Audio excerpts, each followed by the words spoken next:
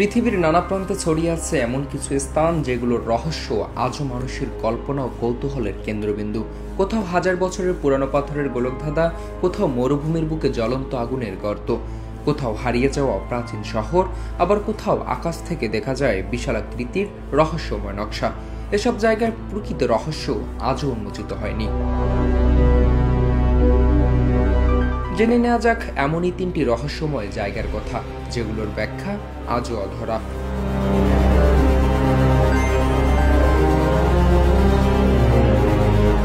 Geyser pyramid খুফুর সমাধি হিসাবে খ্রিস্টপূর্ব 2580 থেকে 2560 সালের মধ্যে এটি তৈরি করা হয়েছিল।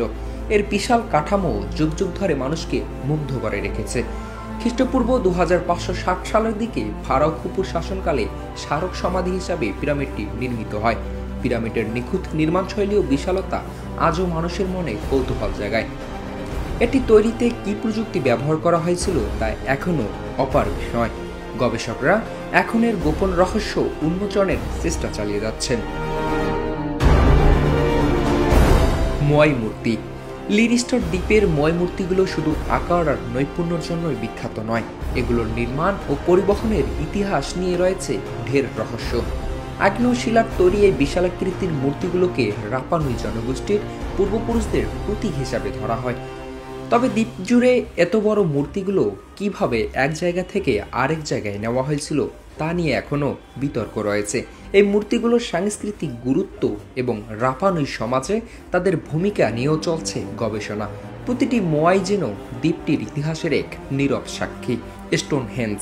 বিভিন্ন গবেষণায় স্টোনহেঞ্জ সম্পর্কে নানা ধরনের কথা উঠে এসেছে। অনেকেরই বিশ্বাস ধর্মীয় আচার অনুষ্ঠান পালনের জন্য স্থাপনাটি ব্যবহার করা হতো। অনেকেই মনে করেন এটি ছিল একটি সৌর ক্যালেন্ডার, আবার অনেকের মতে স্টোনহেঞ্জ আসলে এটি ছিল একটি আকাশ পর্যবেক্ষণ কেন্দ্র। কেউ কেউ মনে করেন এটি একটি সমাধিক্ষেত্র, আবার অনেক গবেষক মনে করেন ধর্মীয় কোনো স্থাপনার মতো এটিকে রাজনৈতিক স্থাপনা হিসাবেও বিবেচনা করা উচিত হবে।